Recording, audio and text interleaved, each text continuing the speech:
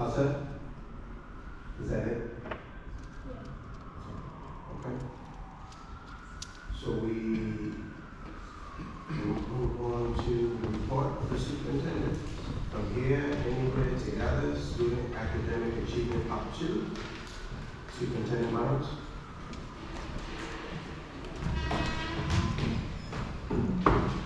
So good evening, actually afternoon, it's still the afternoon. As our trio of doctors come to the front, this is the second part of our data presentation on how our children are doing in the district. Last school committee meeting, we shared with you how we did on MCAS, which is really a measurement of the end of the year, last school year in the education field. We often summative in nature, and in education we refer to it as the after the fact, because there's nothing we can do with that data. It cannot make a difference. We cannot change the outcome of that data. Today, we're going to be looking at the achievement of how our children have done this school year, the students that we have in front of us in our classrooms this school year, and how they are performing at our baseline as we enter the start of the year. So the next slide takes us to just a reminder for the school committee, for our viewing audience. We have a unanimously approved strategic plan that was approved last December. It is our guide for the work that we're doing in Worcester Public Schools. There are 6 priority areas. It was a plan that was collaboratively developed with community input, with staff input, with student input. Tonight we're going to hear specifically about our work around equitable resources and educational programming, and so the next slide will talk further about that as it links to the superintendent goals. So we have 2 goals that are directly linked to tonight's ROS. First one is the student learning goal, which will embed conversation around implementing the culturally responsive policies and practices, the work that we have started this school year. We'll hear a little bit about that at the end of the presentation and how we intend on using this goal to help further accelerate achievement in the district. The next slide reminds the committee of the second of the four goals that are being evaluated on this school year, which is the professional goal. And it's around working with staff to ensure that we have a more reflective culture around data, not a culture that uses data as a punitive means, but instead a way for data to guide our instruction and to practice continuous improvement.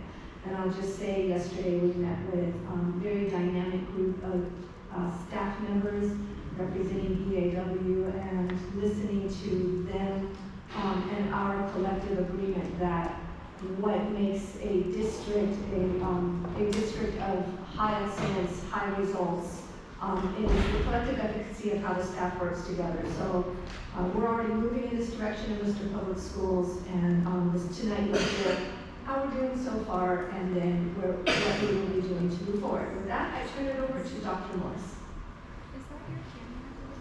Good afternoon, and thank you for having us here this evening, or this afternoon, sorry. And to my right, I have with me my colleagues, Dr. Marco Andre and Dr. Andrew Lynn. They'll be leading the bulk and majority of this presentation this afternoon.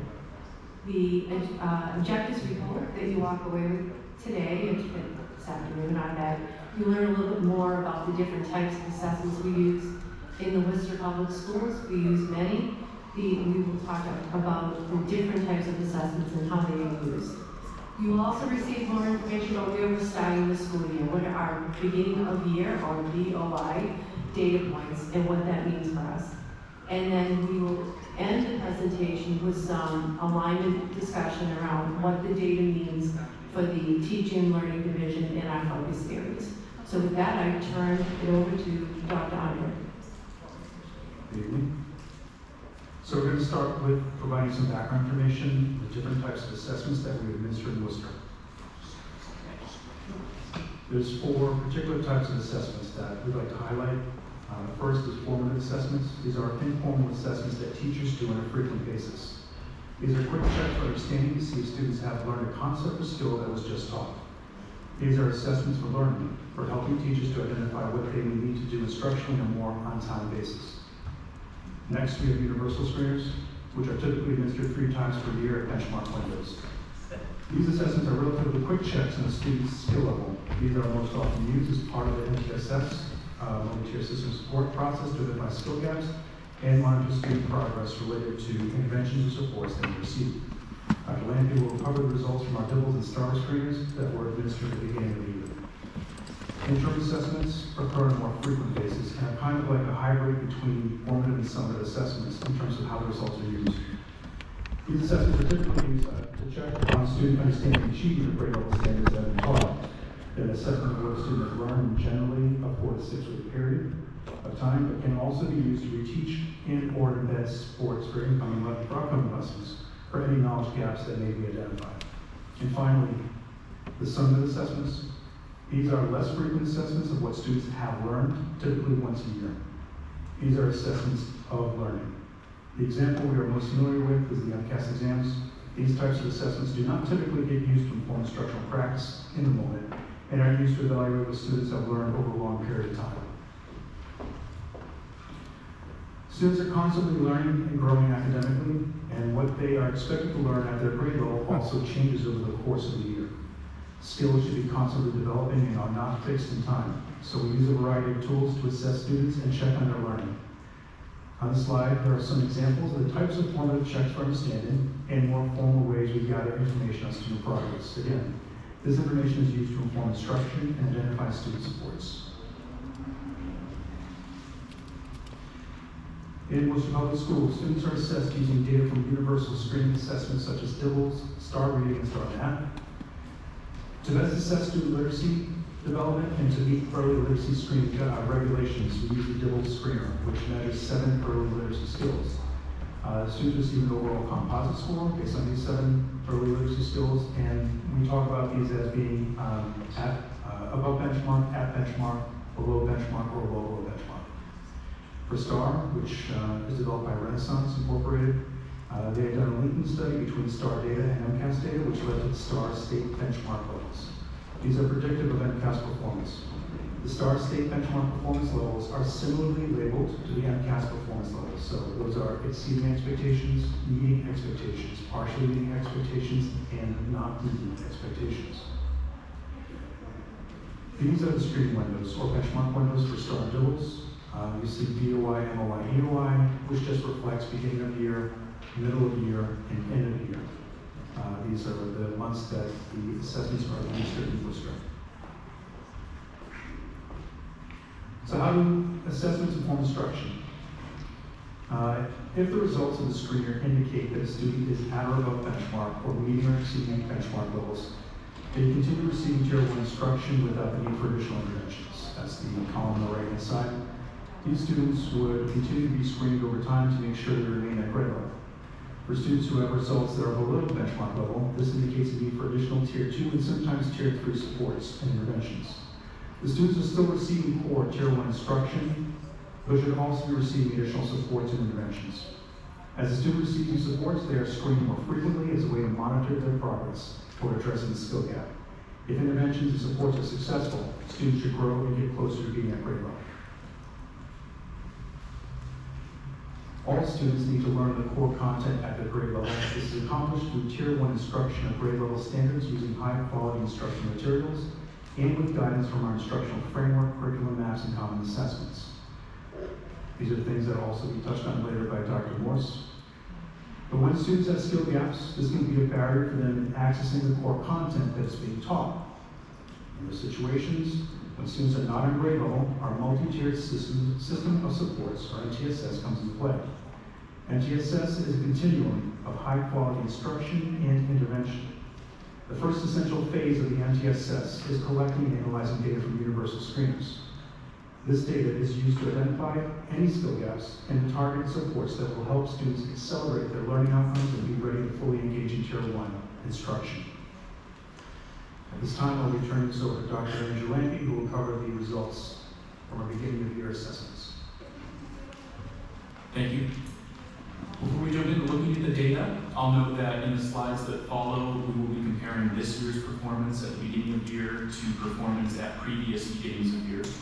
For STAR reading and math, we have data going back to 2022, but because we reintroduced DIBELS last year, we only have data comparing last year and this year at the beginning of year. One advantage for this, though, is that we are able to compare the performance of students who have never received the new CKLA curriculum, which are the SY24 results, to the performance of students who have received 1 year of CKLA, which are this year's results. To begin with DIBELS, we just highlight the fact that nearly every student in grades K through 3 completed the DIBELS assessment at the beginning of the school year. A 98% completion rate representing nearly 7,400 students means that at most, fewer than 150 were not assessed by DIBELS within the first month of the school year. For the DIBELS data, we will present the percentage of students who were at or above benchmark, and below the figures or next to them will be callouts that provide additional context. And note that at or above benchmark indicates that a student has demonstrated foundational early literacy skills that are appropriate for their grade level. And as you can see in this figure, the percentage of students at or above benchmark decreased slightly for kindergarten in grade 1, but increased notably in grades 2 and 3 relative to last year.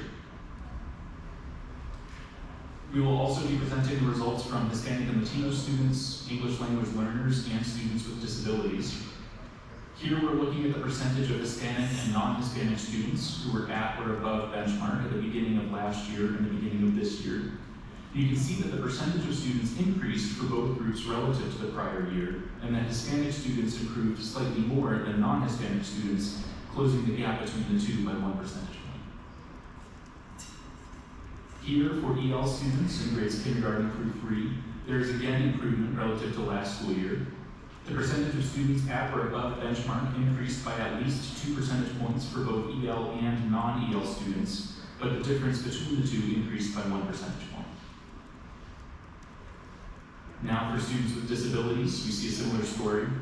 Both students with and without disabilities increased relative to last school year, but the percentage of students without disabilities increased by 2 percentage points more than the percentage of students with disabilities, widening the difference between the two groups. Sticking with DIBELS, we next show you 4 figures that have been provided by Amplify, who is the vendor that supplies the DIBELS assessment. They provided us with the rates of students who were at or above benchmark last school year and this school year, both in WPS and across the country, allowing us to compare our own data to national averages, which include data from tens of thousands of students. First, looking at kindergarten, we see that our 3 percentage point decrease relative to last school year is not an anomaly. Currently, there is no empirical research we are aware of that can help shed light on this national decrease in the kindergarten cohort. For first grade performance, WPS did not mirror the nation, as we decreased by 2 percentage points while the nation increased by 1. But interesting to note, and something that we are looking into, is the fact that 64% of students who entered kindergarten in the at benchmark category started grade 1 below or well below benchmark. For second graders, we also do not follow the national pattern, but here it's because we improved substantially relative to the national average. What this indicates is that our students who have received 1 year of CKLA instruction have improved in their early literacy skills to an extent that's greater than the change, or in this case lack thereof, across the country. And finally, to close out DIBELS, for our current third graders, we see a similar story to that of our second graders. While the national average increased by 1 percentage point relative to last year, we increased by 9 percentage points, shrinking the difference between us and the country to fewer than 10 percentage points. And again, these results reflect the performance of students who received 1 year of CKLA when they were second graders. Now we turn to looking at the results of our STAR reading assessment, which measure reading comprehension as opposed to early literacy skills. And remember that STAR reading is also administered to students in grades 2 through 9.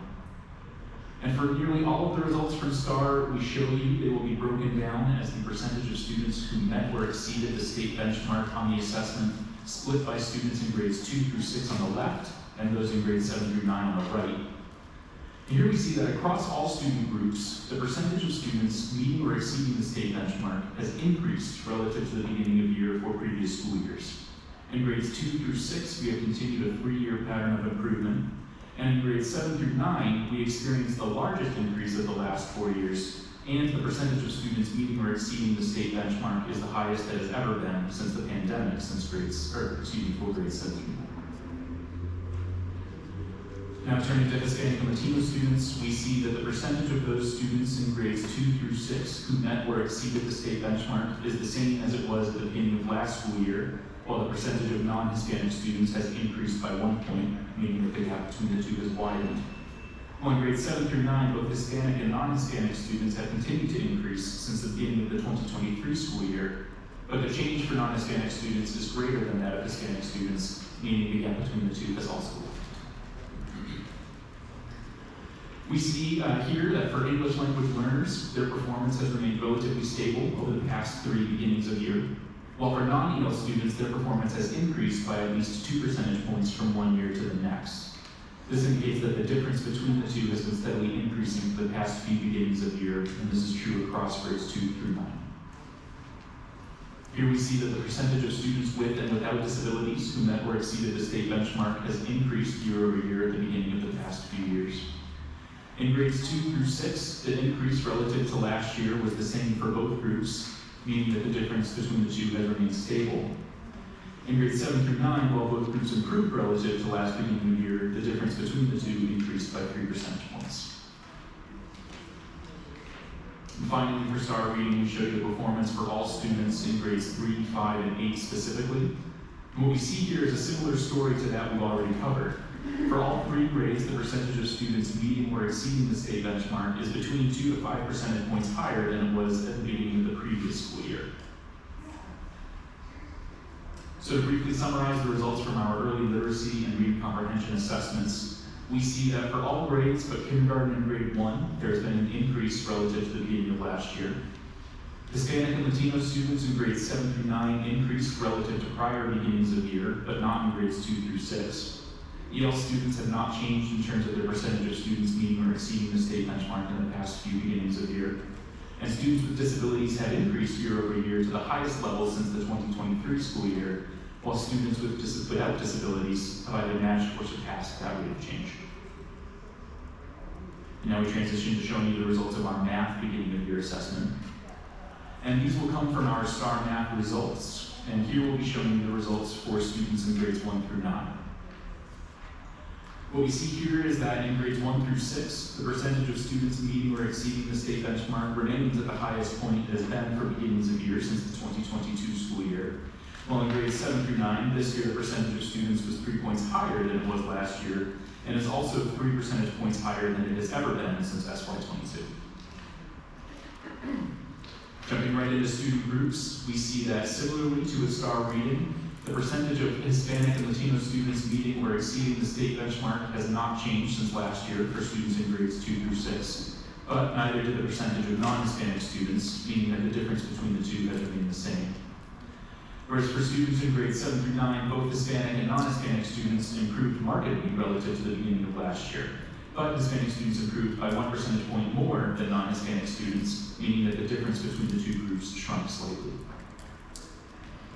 For EL students, there was very little change relative to the beginning of last year for either EL or non-EL students in grades 2 through 6. A 1 percentage point increase for non-EL students means that the difference between the two increased slightly. In grades 7 through 9, both EL and non-EL students increased, but the difference between the two also widened. But note that overall rates of EL students meeting or exceeding the state benchmark is higher than that for reading, especially for elementary students. Now, for students with disabilities, we see a similar story to that of the previous slide. There's very little change in students in grades 2 through 6 compared to the beginning of last year, and the difference between the two groups increased slightly. While for students in grades 7 through 9, both students with and without disabilities again improved, but the difference between the two again increased. And finally, for STAR Math, we show you the percentage of students in grades 3, 5, and 8 who are meeting or exceeding the state benchmark at BOY since 2022. While the percentage of third graders dropped by 1 point relative to last year, both grades 5 and 8 demonstrated increases of at least 5 percentage points relative to prior years. So to summarize our math results, we see that overall, the percentage of students meeting or exceeding the state benchmark at BOY is the highest it has been since the 2022 school year. But growth has been slow in grades 2 through 6, and the differences between student subgroups and their peer groups have changed little since last year's beginning of year measurement. In grades 7 through 9, though, there is substantial growth for student subgroups and their peers, though the differences between those groups has increased relative to last beginning of year.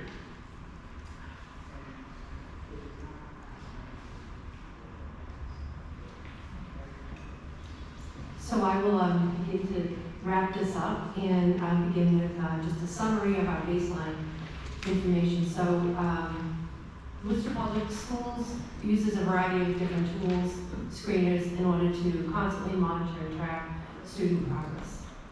And Worcester Public Schools also has a foundational, robust, and strong instructional framework in which we use to ground what sound instruction looks like across the district at every level. We have varied and robust MTS systems that provide that just-in-time instruction, Tier 1, Tier 2, and Tier 3 for both academic and social emotional needs. And the good news is our reading data is starting to show a bump, and we're excited about that. So we're beginning the school year with some promising information, and the fact that we're showing gains has been a testament to the hard work that's happening in the classrooms across our city. And we continue to focus on our Hispanic, our AL students, and students with disabilities, as they are a highlight and a major focus in our strategic plan, but also in the superintendent's goals. And we continue to work tirelessly to ensure that all subgroups are achieving and narrowing that gap. And important to end it with a really positive comment, our beginning of year math performance is the highest it's been since the year 2022, which is something we find very exciting. So to the next slide. You saw this at our last presentation, and in it you see the tree in the middle, and we set down some seeds, and we're beginning to grow some roots, and you see the trees starting to bloom. We believe that if we stop to the left, we look at our future-ready orientation. Our future-ready orientation is the vision that drives us to ensure that we are creating the just right conditions so that our students can optimize their future by having an incredible opportunity in Worcester Public Schools to have the high quality education that we know that they deserve. We will continue to focus on data literacy. As you saw, we look at a lot of different data points. We recognize our last presentation was on the MCAS, which is just one slice, and it measures whether students are meeting grade level expectations and standards. However, many of the other assessments you saw are used on a daily basis or an interim basis to check in and constantly monitor for improvements and then make adjustments as we go. Our staff work very hard to ensure that they know where our students are and create the next steps for instruction so that we're able to give them the instruction that they need. We believe we provide top-notch professional development. We have a very talented team at the district, and we have very talented focused instructional coaches that deliver just-in-time targeted PD to our teachers in the schools. But we have a very talented team across the board that have a lot of expertise and bring that expertise to the district in a very powerful way. Culturally responsive pedagogy is a major initiative for all of us this school year and many to come. We want to ensure that we are ensuring that culturally responsive practices are being learned and on a regular being provided to our students during day-to-day instruction. You probably hear a lot about this when you hear from DESE, you hear about what programming we should be providing to students, but they call it HQIM, high quality instructional materials, is a tool and a resource for our teachers. We want to make sure that our teachers have all the tools and resources they need to do the job that is in front of them, which is instructing our students and giving them what they need. You heard a lot about today, MTSS, or what that means is that we have multiple tiered systems of support and instruction for kids. So students everybody universally is provided Tier 1 instruction, but as students' data is assessed, teachers pivot and create opportunities for additional learning, which is Tier 2, and then Tier 3 is even more intensive than Tier 2. So that is a system that is evolving and driving instruction on a day-to-day basis in our schools. We looked at some of our subgroup data, and we really want to make sure that we're effectively meeting the needs of our diverse, multilingual student body. And as such, we have committed dedicated efforts around making sure our educators have the tools they need, the information they need, but also learn the right practices that will make a difference for our students. And most importantly, we want to ensure that all students have access to very high quality education and access to grade level expectations and standards. So in sum, these are the many different ways that teaching and learning, this circle will support the growth of that tree, build roots for years to come, and recognize that growth sometimes takes a little bit of time. And just like the tree, it doesn't bloom all the time, but when it does, it's a wonderful thing. So our next slide is really I sort of pull out a couple of these things that I wanted to make sure that these are educational jargon concepts, and I want to make sure all of you have a full understanding of what they are. So data literacy is collective advocacy. So it's the entire team at the school systematically reviews different data points. And collective advocacy is one of the levers that has been documented in research that is one of the highest level impact measures that we have found. So once you have a team that works collectively together to ensure that we're moving student performance in the right direction, we believe that through data literacy, these teams assembled will be an important next step and a continued step for our district. And we also want to help our staff better understand the data. As you saw, there's a lot of data. To be a teacher today, you have to be well versed in what the data means. And you heard a lot about formative assessment, summative assessment. You heard about screeners, and you heard a little bit about different ways teachers use assessments in the classrooms. So as our staff are using different data tools, they also have tools that they use on their own in their classrooms. So how do we ensure that we know where students are and what they need? So this is an undertaking in the district that we're providing a lot of support to schools, because this is not just a school thing, this is a district thing. I did talk a little bit about MTSS, and I just don't want to ensure that we don't lose sight of the fact that MTSS is universally everyone is provided tier 1 instruction, that's grade level.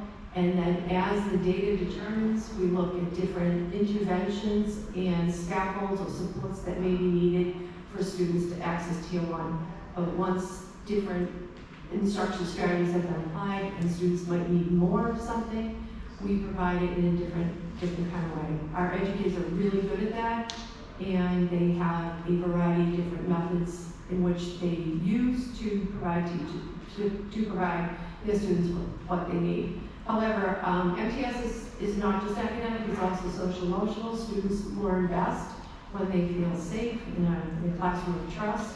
So we have done a lot of work on sense of belonging, and we don't want to lose sight of that learning in a classroom that is socially and emotionally sound is an integral part of tier 1 instruction also. In access to grade level standards and expectations, we have high expectations for all learners. Learning is rigorous, it is challenging. Expectations of students today, as you know, are very high. So in order for our students to be ready for what that future holds, we want to ensure that we are providing that just right instruction. We're meeting expectations and delivering the instruction that our students need. So intentional, multilingual, and students with disabilities also have high level, very rigorous expectations. And they require some different moves and some different scaffolds, but they are also very entitled to high quality grade level expectations and standards. So Mr. Public Schools promises to work very tirelessly to be dedicated to ensuring that we look at data on a regular basis, we provide just right instruction as needed, and we continue to push the bar and continue to provide a high quality rigorous education. So I will then turn this over to Dr. Knox. Madam Superintendent. Thank you team for your presentation to the committee. And committee, I want to emphasize a few points. One, the goals that the committee has set for my evaluation, where we're looking to reduce the gap between how the total district is doing and how our Latino youth, our language learners, and our children with special needs are doing. It's clear that those are correct goals because the data is showing that there is that separation. As the district grows, we need to improve outcomes for the Latino youth, which again makes up nearly 50% of our district, and then our children who need the most because the learning in English and learning English at the same time. So we need to make sure that we're tracking how they're doing, as well as our children who are identified with special needs. It's our responsibility. So those are, I still believe, the right goals for the committee. And when I come back for the mid-year review, we'll bring some percentages and talk about the growth and the achievement that we want to see for the school year for the whole district and for those specific student groups, again with a focus on 3rd, 5th, and 8th grade as identified in the strategic plan. So that's one piece I want to put out there and let you think about that. I do believe that the goals that were set are the right goals. The second piece, and then I will turn it back to you, Vice Chair Johnson, is there is still a lot of work to be done in Worcester Public Schools. It's very evident. I'm happy to see that we are seeing growth and some nice, statistically significant jumps in our data sets from the beginning of this school year compared to last school year. So, Dr. Andrade, significantly significant percentage is about a 1% increase, correct? Yes, with the size of the population that we're assessing. So 1%, thank you. Now, for those of us who don't live in the statistical world, 1% doesn't sound like a lot. But when you know statistics and you understand the size of the district that we serve, a 1% increase is a really good increase. When we have things like 4, 5, 6% increase between the start of last year and this school year, that's wonderful because that shows that our children are achieving at higher levels. I'm pleased to see that. However, I am not satisfied because when I look at 30% as a district, or even 43% as a district, there's another 60% that are not, right? And that is also part of the work. So although the possibilities are starting to shine, and we're happy about that, never want to paint the picture that we are good as a district because someone told me just recently, good is the enemy of great. And we need to be great. So we're not good enough yet because we're not great, but we will keep looking in that direction. With that, I turn it back to you, Vice Chair Johnson. Thank you. Thank you all for that presentation. Member Mellon? Just a couple. Page 7 lists probably a pretty decent list of all the assessments that happen in our district. Are any of these new? To the chair to Dr. Washington? Okay, I'll go ahead. Dr. Andrade, I can answer that. I think I'll ask, and you'll add anything, okay? So none are new for this particular school year. Dibbles we brought back from so Dibbles we started last school year, and that is specific about the children's ability to read and the skills and dispositions related to that. Everything else, I believe, has been in practice in the district. Correct. And then my other question, when we looked at all the MCAS data last week, we looked at our, across gateways, across the state, et cetera. Are those comparisons available for these tests? Do most districts test Dibbles and STAR? Through the chair, yeah. Not most, but that's, with Dibbles, for example, we know that there are tens of thousands of students with those grade levels that we're looking at. Yeah. The data we have to amplify is because they are able to provide that to us, we meet with them, and it's just part of the service they provide. We are not typically able to see how other folks might do when they administer these types of assessments. Typically, it's a district's internal information. It's not something that necessarily is publicized. So it's not really a chance to compare to others. And is it a test, a bucketed test that Desi says we should be doing, or this is kind of? It's standard practice for identifying students who might need additional supports Yeah. to do this. It's just a solid practice that should be happening. With the DIBELS, though, it's a little bit different in the sense that the state about a year or so ago had the new law that was put in place, so the early literacy regulations required that a certain type of assessment was administered. It just so happens that it goes along with CPLA, and so we were able to use the DIBELS. So I would suspect there are a number of districts in Massachusetts using DIBELS because everybody has to use something K-3. But I couldn't tell you. I couldn't tell you exactly how many.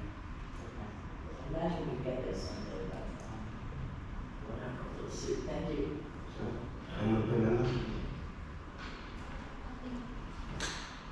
I thank you for this report. Dr. Andre, isn't one of the reasons that we do use DIBELS too is that it is a screener for dyslexia? So we use that for kindergarten, right, and then also a second time.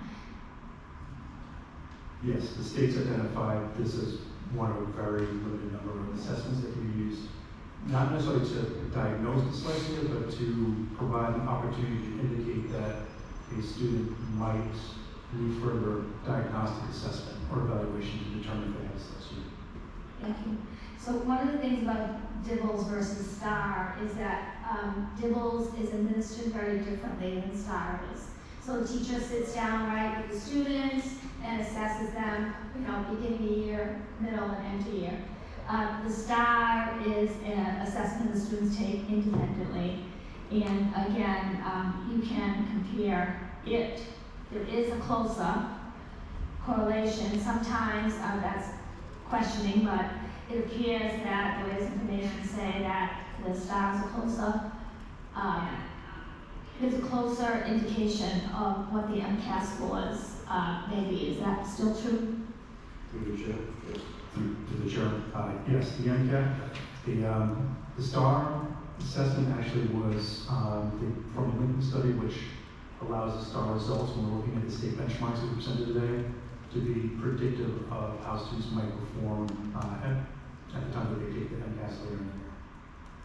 Thank you. And I was wondering, why did you decide to compare to the country instead of the state on those slides? Chair. Through the chair, do you mean DIBELS or you mean DIBELS? Yes. Because we have the information, we don't have it at the state level. The Amplify, the company that the vendor that has the products, as part of the work that we do, they're able to compile the numbers nationally. And with our success representative, we were able to look at the national numbers and put ours in comparison to it. So it just happens to be the nature of the service or work that we have with Amplify. Thank you. So my concern at looking at all this is, the same groups that we really try to improve, Latino, Hispanic, Ls in special ed. So, if you put all the facts that you put here together, 26% of Latino Hispanics were at or above benchmark in reading, but that still means 74% are not. And the same thing with Ls, 78% are not really belong. And then students with disabilities are 22%. That, although there has been a 1 or 2% increase in that, I'm thinking we need more than 1 or 2% to continue, or we're still that far behind for those groups. We're really where they should be. I was very concerned about the STAR data for Latinos only in grades 2 to 6, only 18% met. We are 82% didn't. And then also 7 to 9 on the STAR data, 22% met and 78% did not. So my question is on, okay, this is the data, and we have a lot of it, and so now the next question is there a part 3 of this presentation that will talk about the plan? Like what is the plan for Latino, Hispanics, for Ls, for students with disabilities, because those seem to be the 3 areas that are still trying to improve. And in the reading program, I know that you spoke, Dr. Morse, about you have great coaches, which you do. My question is though, is there any other additional professional development that we can give all teachers so that they continue to understand that reading program we give them is not going to give the result totally that we need. It's really the skills of the teacher and how they're able to implement it. Through the chair, when we adopted CPLA, there was a lot of professional development that was provided to teachers. And we continue to have PD, professional development for a variety of different people in the district. We call it literacy leaders. And we continue to provide guidance around the science of reading and structured literacy. Thank you. And my last question is regarding special education. I did receive a few phone calls from parents this week, and it's about middle school and how the LD teacher is now the reading teacher. So I don't know if this is true, so perhaps you can enlighten me on this.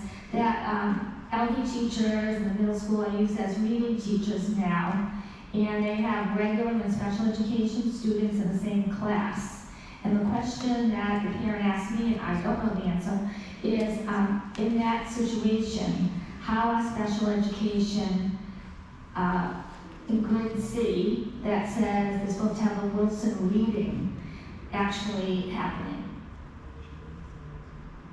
So through the chair, I need more information about that. That is not our model. So could you please let me know what school it is and I'll address it.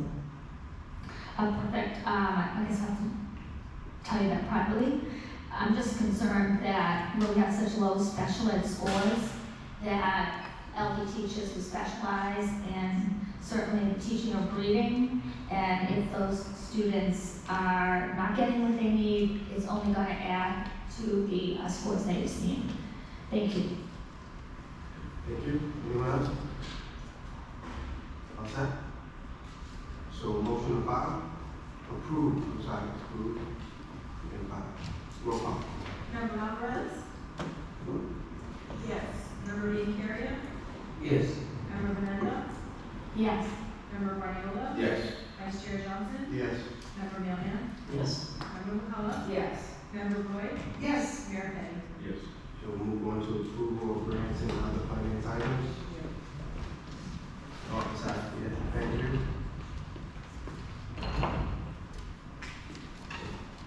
Approval of grants and other finance items. Roll call. Member Alvarez? Yes. Member Iancarria? Yes. Member Benenda? Yes. Member Guardiola? Yes. Vice Chair Johnson? Yes. Member Millian? Yes. Member McCullough? Yes. Member Roy? Yes. Mayor Petty? Yes. General business to receive a report with in-depth BIPOC and hiring and rehiring data. Member Melvin.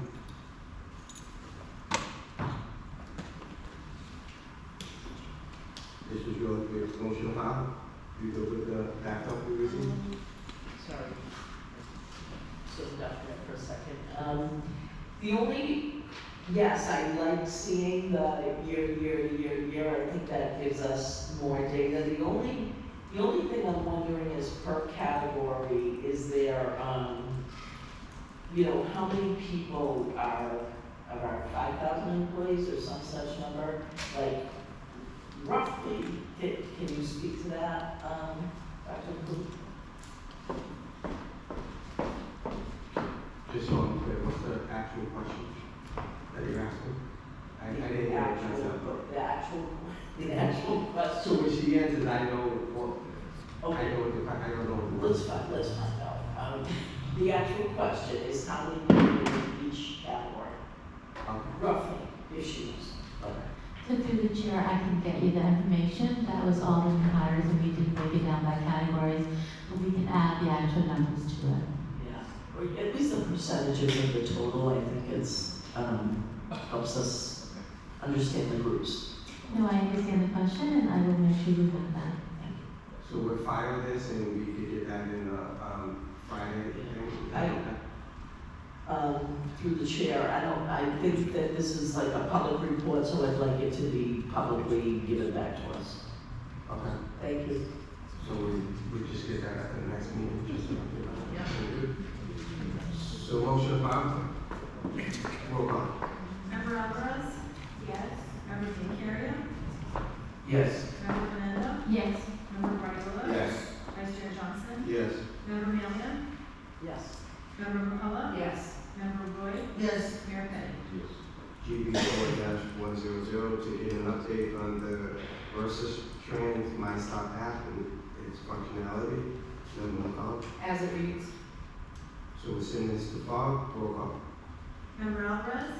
Yes. Member Biancaria? Yes. Member Fernando? Yes. Member Guardiola? Yes. Vice Chair Johnson? Yes. Member Mealia? Yes. Member McCullough? Yes. Member Roy? Yes. Mayor Petty? Yes. GB 4-101 to begin discussions around the potential impact of inflation rate for next year's budget. Member McCall. As it reads. Refer to Bob. Roll call. Member Alvarez? Question? Through the chair, would this item, I guess I'm not understanding, so, Dr. Allen gave us this information, it was 1.2 or 1.3 or some terrible number that none of us are happy with. How do we have discussion prior to budget, through the chair?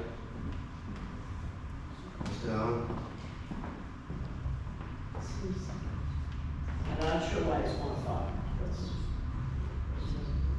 Through the chair, so the number will be known at the end of this month. The state will use the adjusted number for the quarter in December, which will be used to influence the FY '26 budget. So we'll have a good sense of the inflation factors in our focus planning for FY '26. Perhaps through the chair, if I can ask is the intent to have a different conversation? I guess I don't understand the sentiment through the chair. Member McCall.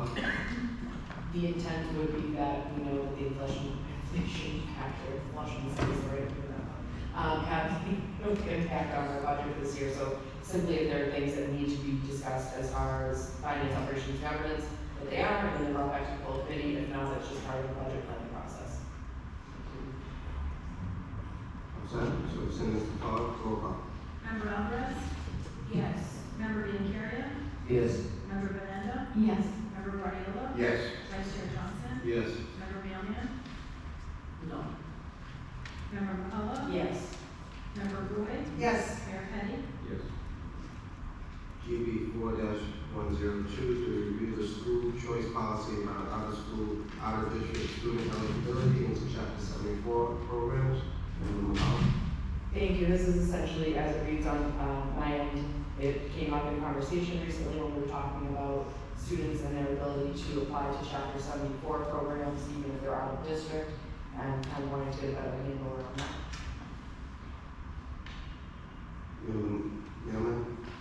And also to, we've had this discussion many times about, it's not just about our Chapter 74 programs, it's about Goddard, it's about all the other programs we have. And maybe so I'd like to add all the other special programs or whatever. I know we have a name for some of these programs, but all other lottery-based, I think that we should be looking at the same thing, and maybe potentially, if Member McCullough is okay with this, that we actually kind of have a decision made around school choice and understand maybe the law related to it. I guess we can choose to be in it or out of it through the chair, to the superintendent. Madam Superintendent, or Mr. Allen? Chair, yes, the district can opt into receiving school choice students, and that decision is usually made in the spring. The Phoenix School Committee holds that vote usually in April for the upcoming school year. Okay, so I don't remember any conversation around it, but it's actually we will make that vote. Okay, great. Thank you. So we will send this to Bob with the amendment, if you don't mind. Yes, that's Member McCullough, with the amendment that we look at all programs, which will include guided, the Hanover Academy, those sections. Okay, roll call. Member Alvarez? Yes. Member Biancaria? Yes. Member Belinda? Yes. Member Guardiola? Yes. Vice Chair Johnson? Yes. Member Mannion? Yes. Member McCullough? Yes. Member Rule? Yes. Mayor Petty? GB 4-103 requests a report from the administration on what, if any, training has occurred for the Worcester Public Schools administrators regarding labor/management roles, boundaries, and contractual obligations. Member Guardiola? Thank you, Mr. Vice Chairman. As we strive to create an enriching educational environment, it's vital that we uphold our duty to both our teachers and students by providing effective training for our administrators. Well-prepared administrators play a crucial role in supporting our educators and enhancing student outcomes. Investing in comprehensive training programs will equip our administrators with necessary skills and knowledge to navigate their responsibilities, foster positive relationships, and hold the values of our educational community. This commitment to professional development ensures that our teachers feel supported and empowered, ultimately benefiting our students. Let's prioritize the development of our leadership team by strengthening the entire educational ecosystem. By doing so, we can create a more effective and collaborative environment that positively impacts both our teachers and students.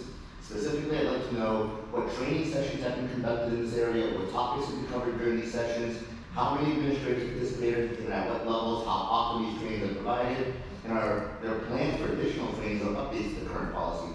This information will help ensure that our administrators are adequately equipped to navigate their roles effectively within the context of our labor relations. Thank you. So we send this to administration. Roll call. Member Alvarez? Yes. Member Biancaria? Yes. Member Belinda? Yes. Member Guardiola? Yes. Vice Chair Johnson? Yes. Member Mannion? Member McCullough? Yes. Member Rule? Yes. Mayor Petty?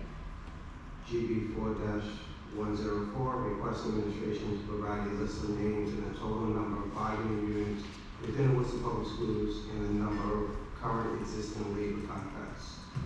Member Guardiola? Thank you again, Mr. Chairman. I'm requesting a list of the names and total number of bargaining units within the Worcester Public Schools.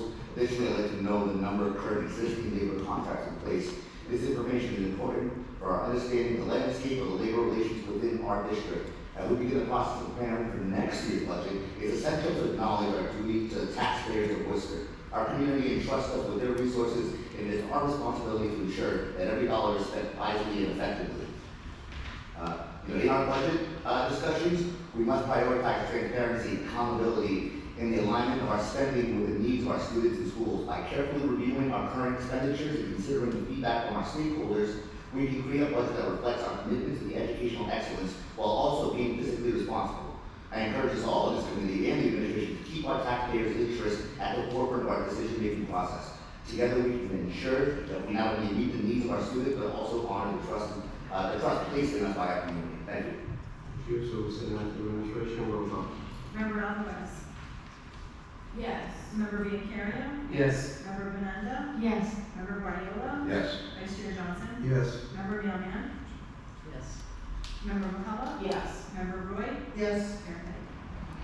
So GB 4-105 to request the roadway at North High School be named in honor of Robert Azella, a former student, co-founder of the North High School Alumni Association, and a steadfast activist in many successful local initiatives and programs throughout his years that have contributed to our city's civic and public school success.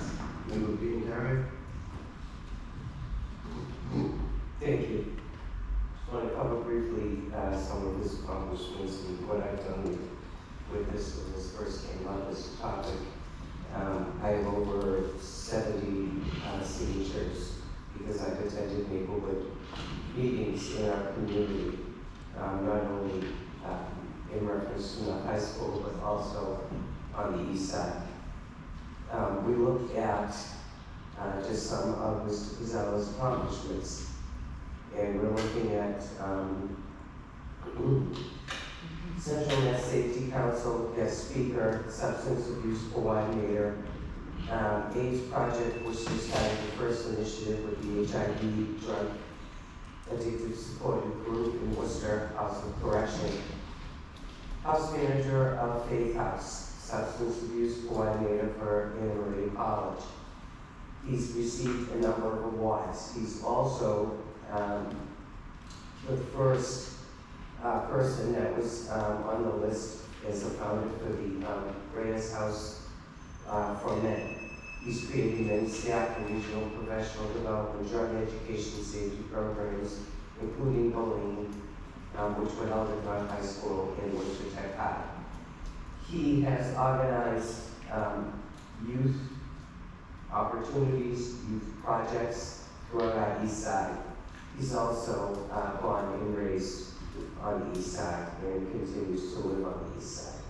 So I look forward to having this discussion in Florida, and I certainly will have this information, including additional signatures from our community in reference of support of this, and certainly anticipate a full discussion on this. Thank you.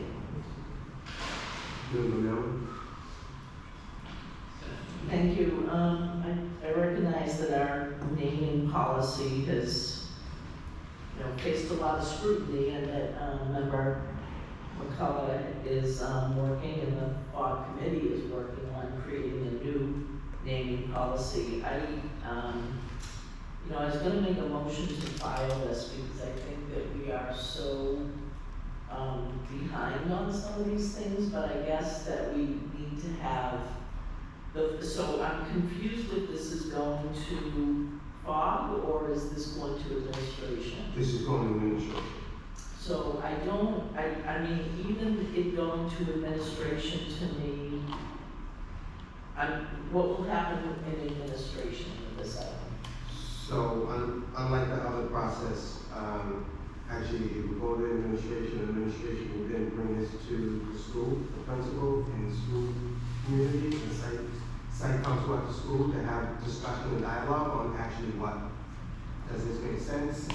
Get feedback from the school, from the community up in that area, and then bring it back to administration with some feedback and a potential recommendation, which would then come back to the full committee, but we would then send it to FOG because we then need to do more, we give it time for public comment, for people to come in and weigh in on it. There's some budget or financial implications if we were to pass as well. So on our end, and then after that is done, it would then come back to full committee.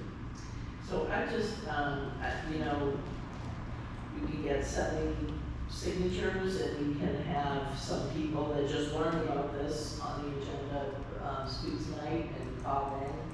And I'm pretty concerned with this item, so I don't, and I guess if we're still working on our process that it's not necessarily in writing yet, or I guess our old one was, I wonder if there's, we're talking about superintendents, we've talked about Dr. Boone, we've talked about Ben Price, we've talked about people of color and making sure that we're inclusive in our naming. We named two gems or two that we didn't follow the process either.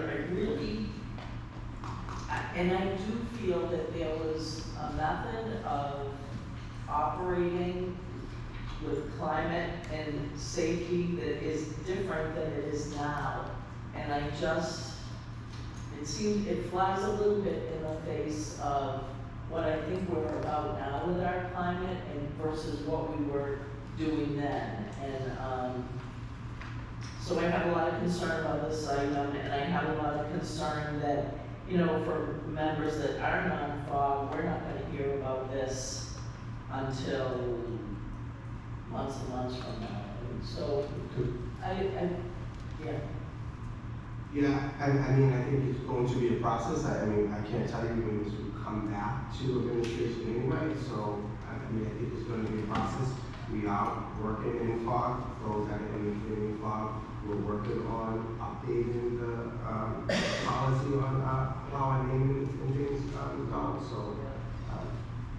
I mean, there was no opportunity, I think, when the site council goes, I mean, I think that the FOG committee had a lot of concern about community input. I think that you recall that was a very big deal about community input. And so the step before it comes to you doesn't really include community, it just really includes the site council or the school, which the site. So what I said was the school community, the community at large in general, over it, I mean, it really represents and it really has something to do with the school, right? So we need to get that in front of her, so we'll, with that administration, with those students and figure that out along with the community at large. And then once they determine what they want to do, they would then have further conversation with administration. I think I'll make a motion that, when we are finalizing our document for FOG, that we actually think about having a wider community conversation about naming. I mean, it's in the city with roads and things like that, and, you know, I don't know if it's gonna become that way here, but, it hasn't been in the past really, although, so there's a lot of places to go and I'm concerned about it. I just wanna make sure that we're covering all the bases before we, publish something or anything. And I would agree with you in regards to our policy. I think it being in FOG and us working on our policy, I think we should be able to get a lot of community input. I mean, because there's been a lot of things that have come up lately, in regards to different names and things. So my guess is that has generated some public interest in that, and that we should get a lot of feedback from the community as we're starting to enhance and work on our naming policy. Thank you. Thank you. So we will send this to administration. Roll call. Member Alvarez? Yes. Member Biancaria? Yes. Member Menendo? Yes. Member Guardiola? Yes. Vice Chair Johnson? Yes. Member Mealy? Yes. Member McCullough? Yes. Member Roy? Yes. Thank you. And motion to adjourn. Roll call. Member Alvarez? Yes. Member Biancaria? Yes. Member Menendo? Yes. Member Guardiola? Yes. Vice Chair Johnson? Yes. Member Mealy? Yes. Member McCullough? Yes. Member Roy? Yes. Mayor Petty? Thank you. Good night.